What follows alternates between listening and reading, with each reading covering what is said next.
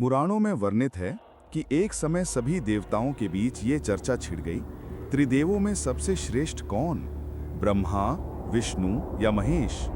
विचार विमर्श बढ़ता गया और अंत में सभी देवताओं तथा ऋषियों ने वेदों का सहारा लिया। वेदों ने एक स्वर में उत्तर दिया, संपूर्ण चराचर जगत जिनमें समाया है वही परम सत्य हैं और वो हैं भगवान शिव। विष्णु जी ने वेदों के निर्णय को श्रद्धा से स्वीकार किया, परंतु सृष्टि के रचयिता ब्रह्मा जी सहमत नहीं हुए।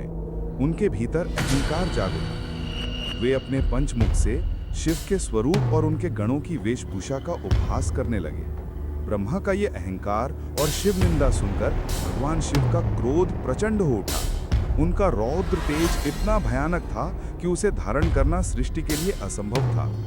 तभी शिव ने अपने भ्रूमध्य से एक अत्यंत भयानक, तेजस्वी और विकराल रूप को उत्पन्न किया। यह स्वरूप साक्षात महाकाल जैसा था। इसी रूप को शिव ने नाम दिया काल, अर्थात समय और मृत्यु का स्वामी, और यही आगे चलकर काल भैरव कहता है। शिव ने आदेश दिया, उस मुख को दंडित करो जिसने अहंकार में भरकर मेरी निंदा की।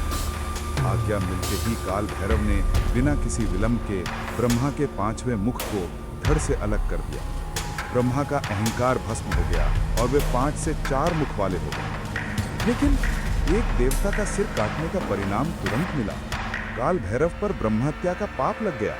ब्रह्मा का कटा हुआ कपाल उनके हाथ से चिपक गया और ब्रह्महत्या की शक्ति एक भयावह स्त्री रूप में उनके पीछे पीछे चलने लगी। भैरव भारी पीड़ा में थे।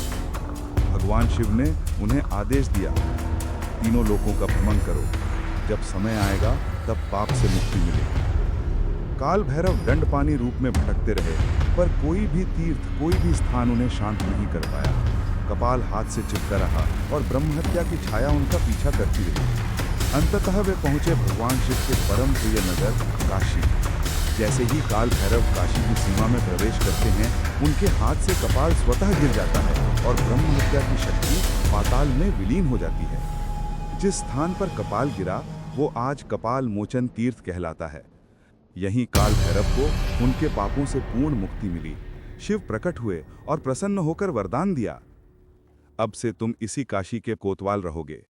जो भी काशी में प्रवेश करेगा उसे पहले तुम्हारी आज्ञा लेनी होगी। तभी से काल भैरव काशी के रक्षक, न्याय के अधिपति और भक्तों के भय पापों के नाशक माने जाते हैं।